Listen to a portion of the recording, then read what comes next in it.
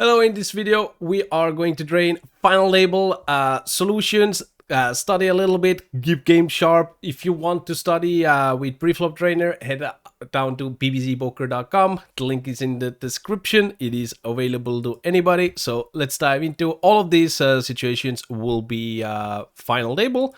So over here with deuces, we can see there are some short stacks, shorter stacks, like nothing too short. So when we play against like big stacks or in general, like pocket deuces don't really like to raise often on the button. It's just threes plus. It just hates to have deuces, so I'm gonna fold. It might be coming in though. It's 45 big blinds effective. No, it's not gonna come in this one. Even threes are mixing, as we can see over here. So that's interesting. Like I do think most people would just still open. Also ace 3, ace 2, so something to keep in mind is not going to be always open on your button. So this is 3-bet pot. We open, this player 3 bets with aces. I don't think there is much to talk about. So this player opens, we call. We get this non-all-in squeeze from the big blind, so it's effectively all in. Ace queen suited is going to play over here. Does click on a call. I don't think it matters too much in general. Against the 15 big blinds on a big blind versus blind, it is not the shortest stack, so I'm gonna imagine we're going to just have a calling range over here. There is a little bit jamming happening though.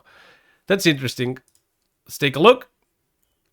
So it really loves suited queen x, king x, the smaller ones, to jam in this type of spots. Well, typically it's going to be about what is your opponent going to raise for value. And over here we can see, like, with the queen x and king x, you're going to block ace king, ace queen, queens, kings, aces. So that's probably why these are going to be chosen over here. So let's move on. Very simple one, just fold. Facing the 25 big blind jam after we 4-bet. Obviously we need to put this one in the middle. So this type of spots, like 50 big blinds effective versus 3-bet over here. So these are the spots, like, typically when you play very like on an average 30 big blind and under 30 stacks and stuff like that, it just plays push and fold. But whenever you're 50 big blinds deep, there you do often see also calling ranges coming in. That being said, from hijack, ace-7 suited probably just like raise or fold. It doesn't feel like any option is like, other than jamming. I don't like the jam. I'm gonna go for a fold. It does go for some bluffs over here, as we can see. It's not much, but like, you do use suited ace x and king x as bluffs because your opponent's range, value range, is going to be aces and kings. We can take actually take a look over here. If we look at the value range over here, you can see at 50 big blinds effective, queens are not going to come in. You could argue that a lot of people will still going to 3-bet queens, so you do want to, like, you don't mind blocking queens. For that reason, so Solar doesn't do it, but I do think if you think kings and queens, ace king are basically the value range, king queen O and ace queen O typically will have a little bit better blocker effect than in GTO, because GTO uses very specific hands. All the solutions are very specific with value hands in these type of spots because it's very defined.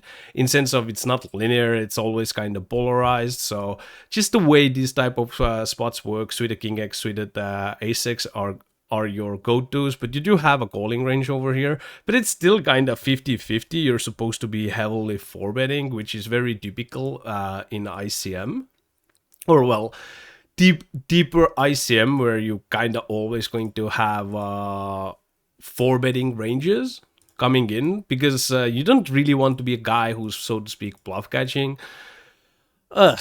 So we facing 4-bet here. He opens, we 3-bet, he 4-bets. Ace deuce, it is very small, but I believe we're just gonna let this one go. Doesn't really mind any option. So okay, let's go for a little bit deeper dive over here. This is actually something like it doesn't happen all the time, but it does kind of happen. And the idea over here is if you're going to look at the four betting range, right? It's a lot of like suited stuff and all of that, but the main point over here is that once we go for 3-bet, because we are 3-betting, so if you go back to the situation, this is 30 against 40, basically, right? So in these type of spots, typically what's going to happen is your 3-betting range is kind of linear. And this is actually a reason why you often see regs go like click, click, click, click, right? And the reason is because the 3-betting ranges get kind of polar, and polarized range, when the stack to bot ratios are small, you need to still find the defense, right? You can't fold always that over here, like you can't only go with the top of your range, so to speak, because you need to fight back against very small raises. And that's kind of also the reason why if you watch a lot of high stakes games, people often do go for the clicking games, and these clicking games are obviously should have bluffs as well. As you can see over here, our opponent actually should be bluffing 45% of the time, or well, bluffing against. It's not exactly only bluffing, right? Because sometimes we're gonna call, and in that case, some of the hands like ace queen will be ahead of us. But yeah, that type of thing does happen. So what's going on? This is versus squeeze. So this guy opened rips. We call, and big blind goes all, and I guess we just have to call over here. What else can we do? Another squeeze spot where under the gun opens, we go for a flat range. So this is very like sketchy. Shouldn't really have much of a flatting range in these type of spots. This is our solution. Okay. There is a little bit jamming and raising, but we're going to take a look of our calling range. Yeah, like this is very typical where you do have this like 1% flatting range, even against like 15 big blind RFIs, which are very tight. But because they are very tight, you can't really expand your flatting range too much. But because you are a big stack in this solution, so if you look everybody's stack, you're second in gyps basically, right? So you do get to have some flats because you are covering by so much in the final label, but still, like, because the opening range is just 13%, you can't go for much calls. It's just ace queen, a little bit aces, a little bit queens, jacks, a little bit tens, ace jack suited, king queen suited, ace queen suited, king jack suited, ace 10 suited. These are very main hands that if there is like a calling range, these are kind of first ones in general that will come in. And you do see this 1% flatting ranges happening quite a bit here and there, but like, not sure it's worth to put too much study time in that, because, well, doesn't really, like, it's just 1%, right? But, well, at the same time, it's not that difficult once you know where they happen, because your range is always kind of similar. So over here we can see that another squeeze. This guy opened again. This is like another like weird type of spot where we are flatting against a 10 big blind open with a 5 big blinds on the big blind. Man, this is a very weird spot. Kind of similar. Now we do flat aces and ace king suited because players behind, especially big blind, gets to will go all in. So this definitely I would have missed. I kind of feel like I'm not going to find this type of flatting range here. I don't mind to have a little bit, but like 3.5%, that's rather on higher side in this type of spot, I would say. And regarding to our decision, once we face a squeeze, doesn't mind clicking game, huh? Yeah.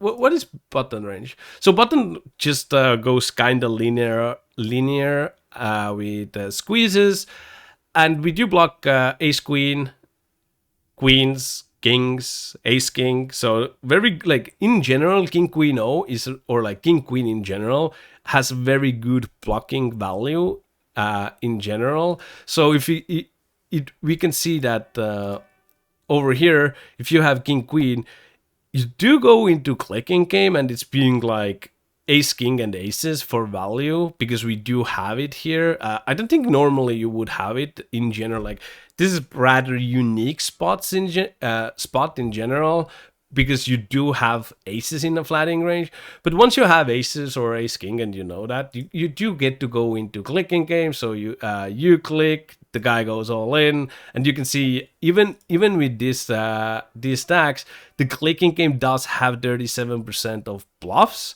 which again, higher stakes players they do a lot of clicking, but lower stakes I don't think you will see that. And even if you do, it's probably not going to be. It's not going to be as many bluffs as they should probably. Then again, it's just few value, so it's you just very every now and then need to find it. So it's not out of this world to imagine that. So over here we are at 20 big blinds, right? If you look at everybody's stack, everybody is kind of short. So this is a situation where you're just going to value a lot in blockers. So 10-9 suited, 8-7 suited, stuff like that are not as valuable, because if you think about your opening or everybody's response to your opening range, other than the big blind, nobody should really have a calling range.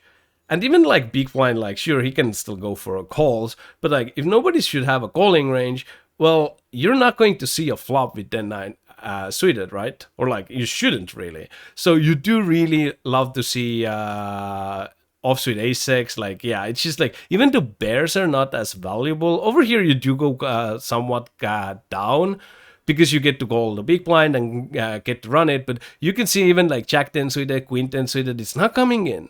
And if you go study, and if you look over here, this guy, so this is our range, right? So if we raise, you can see everybody's range, there won't be any calls, right? And you kind of want to just block all of this stuff that they're supposed to be going all in or rebetting to non all in, which they also should be doing to some extent. And because of that, you can you do see that like you don't really want to open this type of hand. And keep in mind, because our opening range is very tight, 16%, very ace-X heavy, right? If you look at the big blind's defending range, even if you have 10-9 suited, well, what are you really beating, right? Because you're going to be like facing very like tight calling range over here, and it's going to be tight because of the ICM, right? He is the shortest stack on the big blind, but like one double and he's very well off, and back in the middle, right? So these are very interesting spots with the short stack where you're supposed to be tight because opening ranges are tight, yada, yada, yada. Anyways, I'm going to call it over here and I will see you in the next one. Don't forget to subscribe and I'll see you there.